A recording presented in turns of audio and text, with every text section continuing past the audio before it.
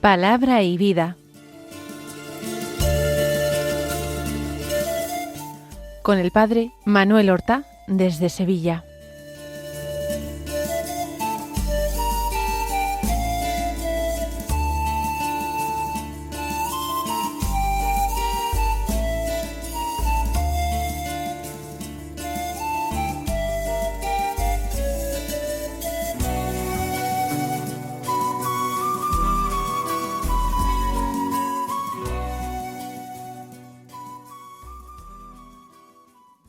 En el nombre del Padre, y del Hijo, y del Espíritu Santo. Amén. Alabados sean Jesús y María. Muy buenos días, queridos amigos, oyentes de Radio María y seguidores del programa Palabra y Vida. Hoy es el miércoles después de la Epifanía, y este miércoles es 7 de enero.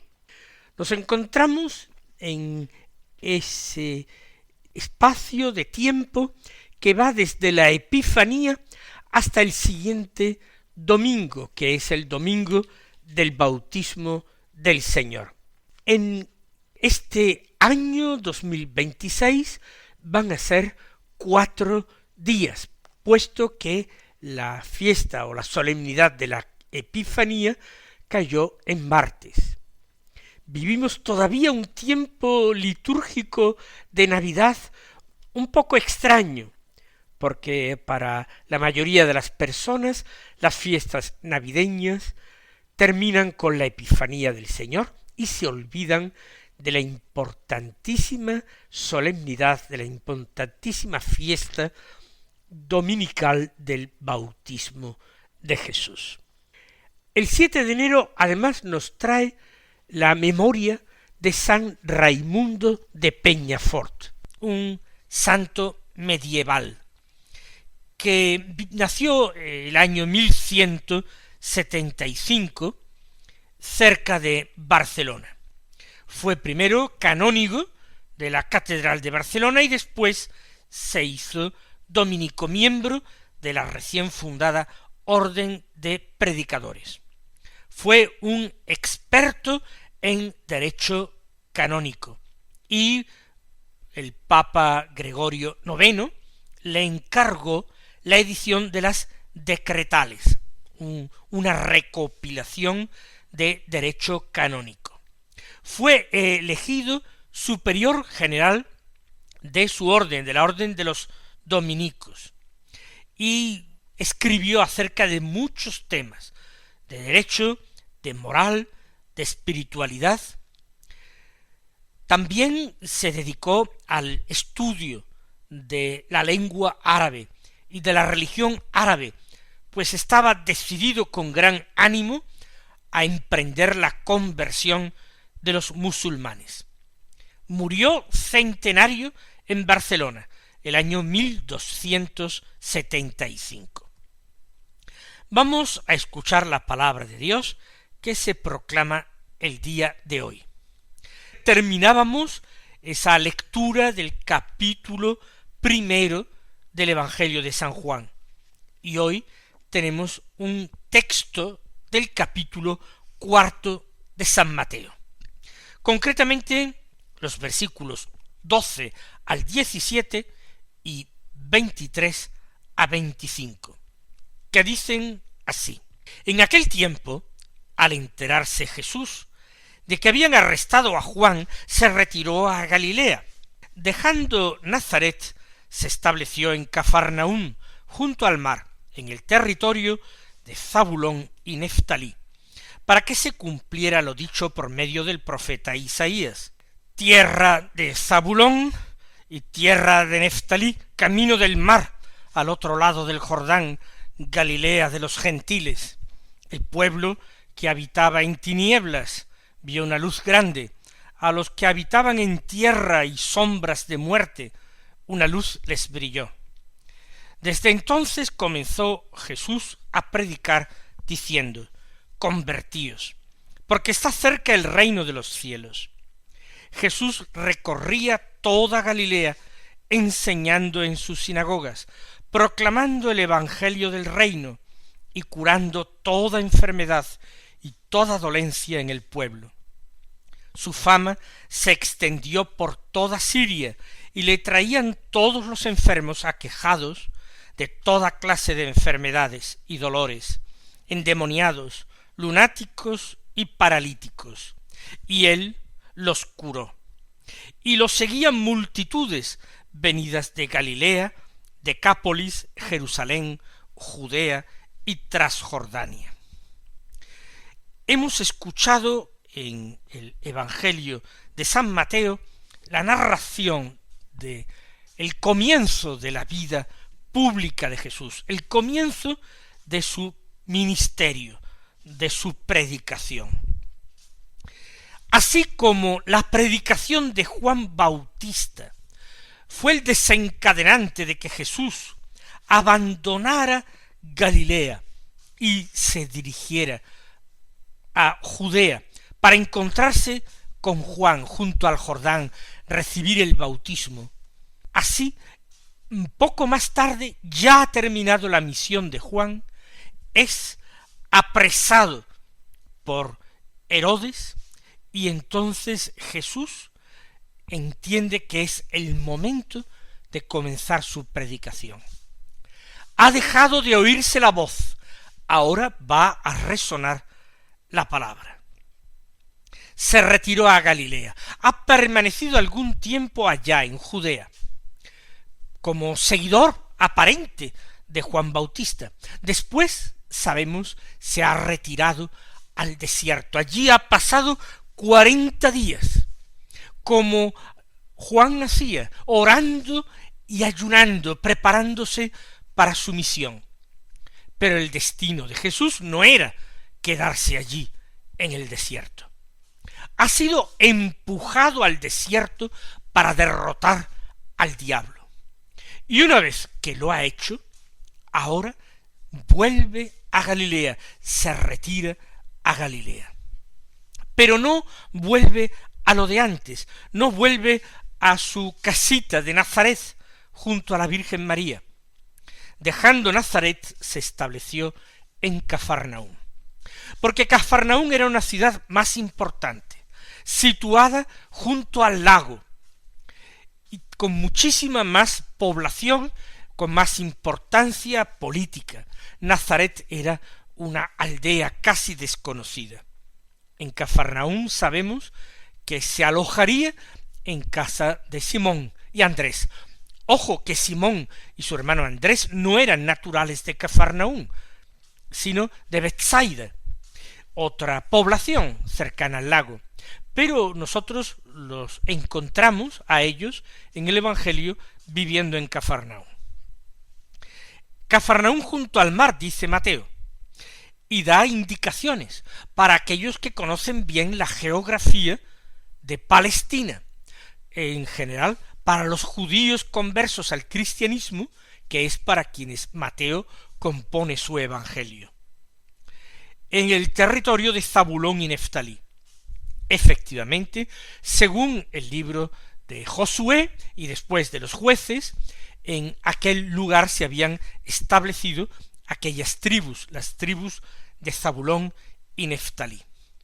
Pero Mateo reseña esto para proponer a sus lectores el cumplimiento de otra profecía, una profecía de Isaías, una profecía que él entiende mesiánica, que dice así: tierra de Zabulón y tierra de Neftalí, camino del mar al otro lado del Jordán. Efectivamente, al otro lado del Jordán, entre el Jordán y el Mediterráneo, camino del mar porque se sitúa en esa franja de terreno que recorre la costa. Galilea de los gentiles, ¿por qué la llama así? Pues porque en Galilea se habían asentado muchos gentiles, muchas personas que no eran judías. Había más permeabilidad con la población del norte, Fenicia, Siria, mientras que el sur de Palestina lindaba con el desierto. Más allá del desierto estaría Egipto, pero hay una tierra inhóspita y deshabitada en torno a Berseba, que es la última población de Palestina. Por eso le llama Galilea de los gentiles, por la gran cantidad de población gentil que allí existe. Y sigue diciendo Isaías, y los cita San Mateo: el pueblo que habitaba en tinieblas vio una luz grande. ¿Cuál es el pueblo que habitaba en tinieblas? ¿Los galileos? No. Todos los judíos, todo Israel. Por supuesto, pero no solamente ellos. El pueblo que habitaba en tinieblas era toda la humanidad, que sin el verdadero conocimiento de Dios andaba a oscuras. La humanidad que anhelaba redención, que anhelaba salvación. Ese pueblo que habitaba en tinieblas vio una luz grande. La enseñanza de Jesús, el magisterio del Señor, su predicación. Por tanto, el Evangelio es la luz que vieron y contemplaron. Primero los galileos, después todos los judíos, y después esa luz saltaría a todo el mundo, según lo había predicho el anciano Simeón. Recuerden ustedes, en el episodio de la presentación de Jesús en el templo, cuando había designado a Jesús en su profecía, que escuchaba María atentamente, había llamado al Señor luz para alumbrar a las naciones y gloria de tu pueblo Israel. Jesús, para Israel, que era su pueblo, es la gloria, es el personaje más importante de su historia, sin ningún parangón comparable, ni siquiera Moisés. Pero además es luz para alumbrar a las naciones. Así lo ha dicho el anciano Simeón en el Evangelio de San Lucas. Pero Mateo encuentra la raíz bíblica de esta expresión de Simeón. Es lo que había predicho Isaías. Una luz grande que vio el pueblo que habitaba en tinieblas. E insiste: a los que habitaban en tierra y sombras de muerte, una luz les brilló. Tierra de muerte es nuestra tierra, nuestro mundo después del pecado de Adán y Eva. Un pecado que abrió las puertas de nuestro mundo a la muerte, a esa ruina para el hombre. Por tanto, los que habitaban en tierra de muerte y en sombras de muerte, oscuridad y muerte, una luz les brilló. Jesús, que es la luz del mundo. Y recordemos también cómo en el capítulo 1 de San Juan, que hemos estado leyendo estos días anteriores, en su prólogo nos ha dicho que la palabra era la luz que alumbra a todo hombre que viene a este mundo. En el mundo estaba, el mundo fue hecho por ella, pero el mundo no la conoció. Vino a los suyos y los suyos no la recibieron. Por tanto, con la venida del Señor, la palabra, el verbo de Dios hecho carne, una luz les brilló a los hombres, una luz brilló para la humanidad, la luz de la vida, la verdad de Dios. Este es el prólogo que pone Mateo a la vida pública de Jesús. Nosotros vamos a pedir gracia al Señor para estar muy atentos como el evangelista, para descubrir en la palabra de Dios, en la palabra de la Escritura, todo aquello que nos revela algo del misterio, todo aquello que despierta nuestra esperanza, todo aquello que consolida nuestra fe, todo aquello que enciende nuestros corazones en el amor. Pedimos al Señor para este recién estrenado año la gracia de perseverar en la escucha de la palabra de Dios para con ella dar fruto abundante.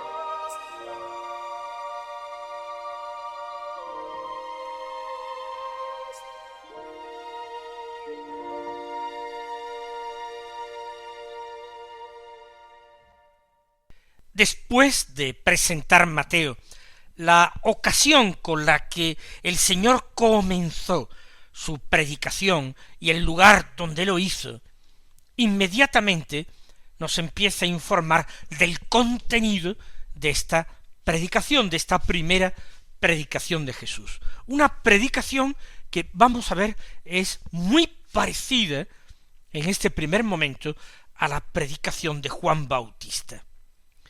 Porque dice, desde entonces comenzó Jesús a predicar diciendo. Desde entonces, ¿desde cuándo? Desde que Juan fue silenciado, desde que arrestaron a Juan, desde que lo encarcelaron en aquella fortaleza de Maqueronte, donde aguardó finalmente la muerte. Ya hemos dicho, Jesús espera a que termine el ministerio del Bautista para comenzar su propia predicación. De esta manera, muchos discípulos del Bautista podrán seguirle a él sin necesidad de abandonar la escucha de su maestro Juan. ¿Y qué es lo que Jesús decía? Convertíos porque está cerca el reino de los cielos. Juan Bautista había pedido exactamente lo mismo, convertíos. Y el motivo de esa exigencia de Juan Bautista era que ya estaba en medio de vosotros aquel que ha puesto el hacha a la base del árbol, dispuesto a cortarlo si ese árbol no da fruto. Jesús dice que el reino, que va a ser uno de los temas importantes de su predicación, el reino está cerca. Tan cerca como que el reino es el mismo Jesús. El reino es una nueva forma de relacionarse con Dios, una forma basada en la confianza absoluta, en el abandono en sus manos, en una vívida y clara relación filial entablada con Dios. Solamente el que es el Hijo nos puede enseñar a ser hijos del mismo Padre nuestro que está en los cielos. Está cerca el reino de Dios, está cerca ese Dios que quiere hacer salvación de los hombres, que quiere redimir al género humano herido por el pecado de los primeros padres. Para acoger esa salvación es preciso convertirse, y esto es importante. La misericordia de Dios se derrama sobre los hombres. Es Jesús el príncipe de la misericordia, el revelador de la misericordia de Dios.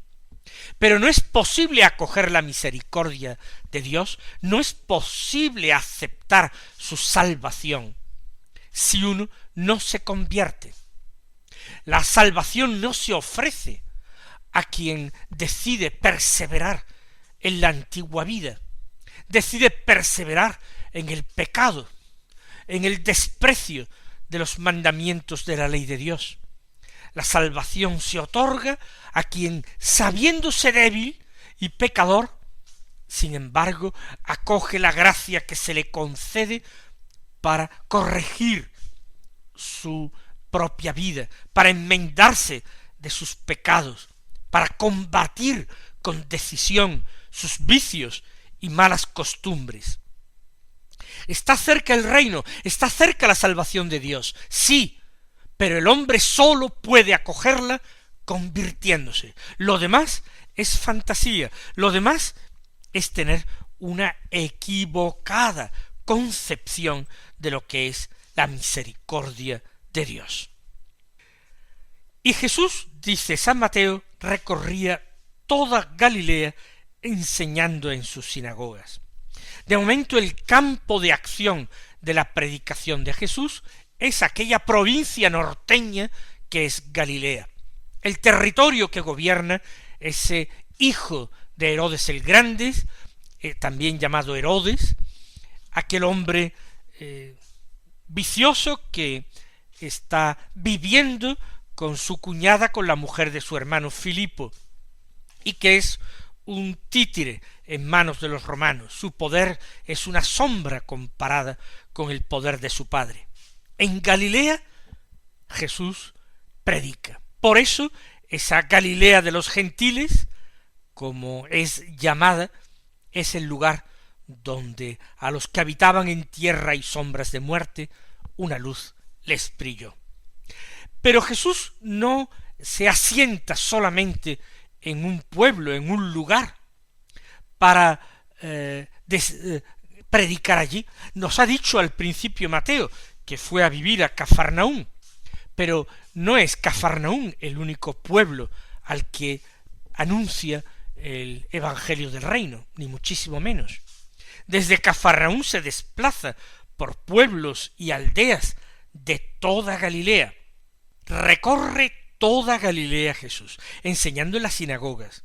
Es el lugar donde se reunían los miembros del pueblo de Israel para escuchar la palabra de Dios, cantar los salmos, decir sus oraciones. Entonces es el lugar más apropiado para comenzar la predicación. Juan Bautista no lo había hecho así. Jesús sí.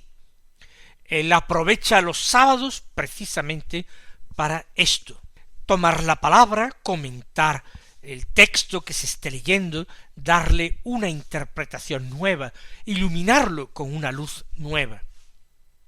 No solamente enseña en las sinagogas, sino dice proclamando el Evangelio del Reino. Es decir, exactamente lo que hemos dicho, la posibilidad que tiene el hombre de relacionarse de una forma nueva con Dios. Y curando toda enfermedad y dolencia en el pueblo. Y esto es también importante, porque el Evangelio de Jesús no es una doctrina como la que podría predicar cualquier escriba o doctor de la ley, como la doctrina que podría profesar cualquier filósofo griego o alejandrino. Jesús no trae una filosofía, trae una doctrina de vida, y las obras acompañan siempre sus palabras, y sus obras son obras de vida, de compasión y de misericordia, porque cura toda enfermedad y toda dolencia en el pueblo. Mis queridos hermanos, que también para nosotros la palabra de Dios no sea solamente eso, palabra, sino que sea también vida de nuestra vida. El Señor os colme de bendiciones y hasta mañana si Dios quiere.